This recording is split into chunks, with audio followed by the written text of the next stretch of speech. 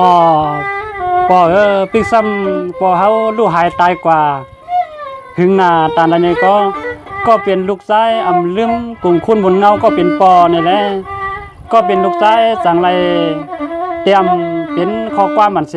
ที่มาห้องตอบกลุ่มเกซูปอเขามีเสียงหนังไหนเขาปอปอย้อนเปื่อนอาการลูกเล็ตั้งปอเล็กกลางยานกากันข้าวนั้น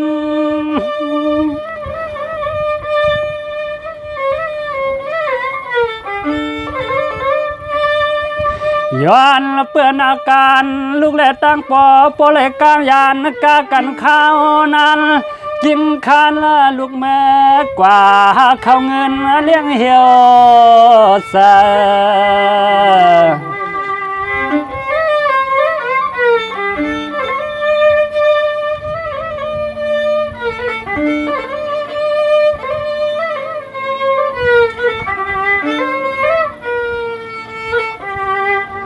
ขามาปอเท่าปอแก่ลูกตึกออกาเลเสกูมาหานังลองเงินลองคำสั่งตามาอยู่เมืองเปื้อนข้าวไก่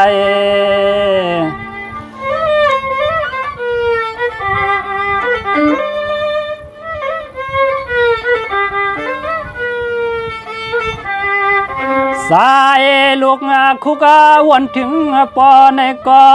ของต่อยังไปเหือสร้างเมินมา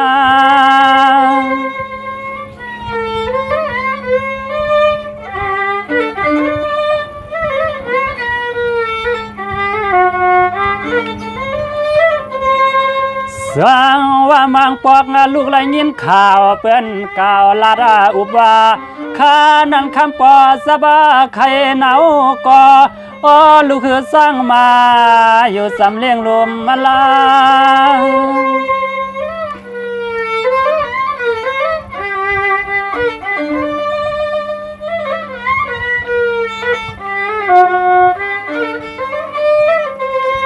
ป้า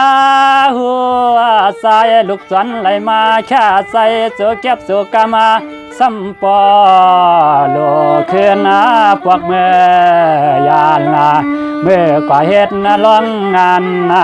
การของเปื้อเฮาผ่านเด้อนอ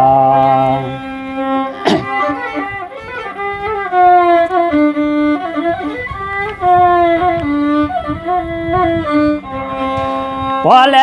ตั้งลูกทุกข้าขานาเสปีในวันข้าวเลยเศร้าก็ตั้งก็พายไว้ลูกตั้ง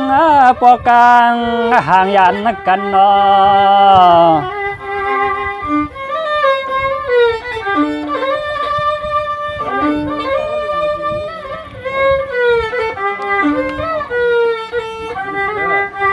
ปานสัตว์เป็นลูกเลี้ยงลูกล้อใส่ชอบเปื่อนเตือนหูล้อมเหมือนถึงปอในกอของต่อใส่ลูกยางไปเหือสร้างมาใส่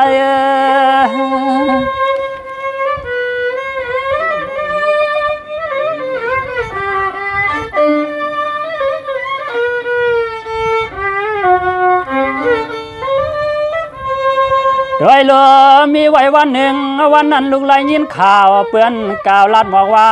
ป้าหัวคำปอใส่ลูกตายเย้าข้าวนั้นปันให้ใส่ลูกปอเลือดปอไม่เหมือนไฟ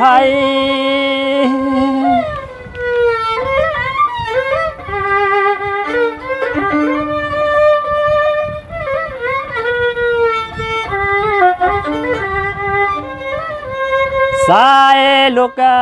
ยินาเปื่อนมาลัดเนี่ยเย้าเอานางเงาอวนสวงน้ำตาจิงลวงห่วงคือเนียดเห็นพวกโคพวกเลี้ยงพวกเมื่อกว่าหาปอห่างเสียงตั้งกว่าตั้งให้ตั้งเนียงเตนอ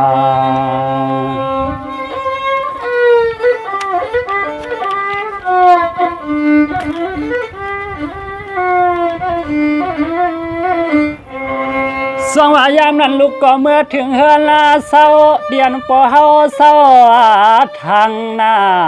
ลูกก็กวังกากาลูกหันปอเฮานอนว่าน้ำตาลูกไหลล่วงมาพวังขานันใจลูกตางให้ตางเสียนปอลมีเสียงนอ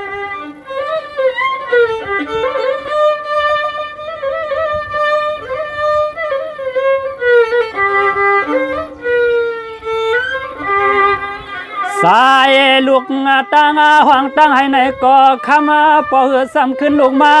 เมื่อข้านังคำปอ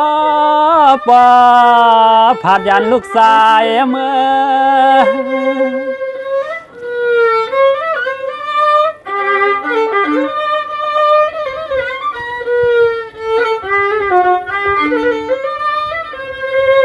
ยามใน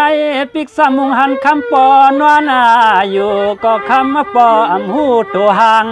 ตลาดกว่ามาก็คำปออำมาสั่งลางลูกเก่ามีใบปอดตนไหลพองเปลี่ยนไว้เมียวเสียงพองปอเตเสียงใส่นั้นเคทางเตวนถึงลูกเงือเค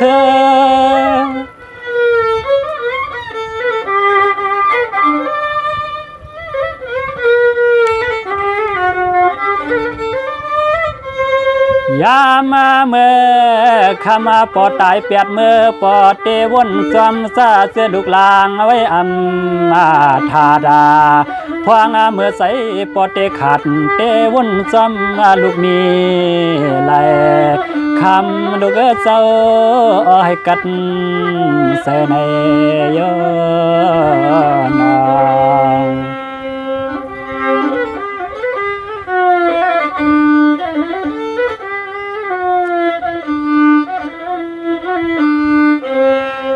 สว่ายามนั้นถึงหอดนาวันในไว้ให้ลูกก็เงามองสวงตาสิมายามาไว้เสกคำปอกางยานละเมืองกวนละลูกเหอเสล้วนวนจอมปอตาเสคำปอเจ้ามีไหลสึงให้กระดาใส่ในนอ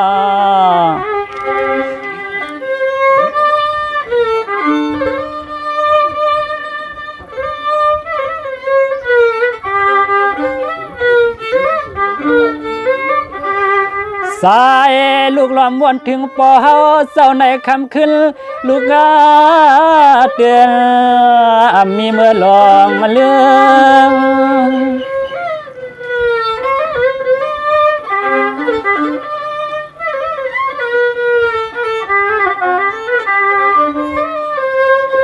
บิกซ้ำคำปอตายกว่าหึงนาเสียงความหึงนาเสียงกามลูกอำลืมกุ้งพุ่งหุ่นมุนใหญ่เสาอ่อนลูกตองเอาไว้ย้อนไว้สู่กุ้งมุนปอเกืม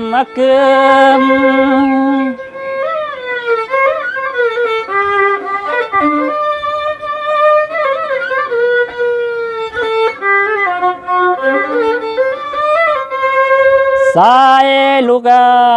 เหือสำเตสังลืมกุ้งมุนปอตองต่อปอเท่าปอตายสัตว์นามาก็ซึ่งให้ปอไหลเมื่อเกิดเป็นลูกคำปอเฮาแทงสายลูกเตไว้สู่กวน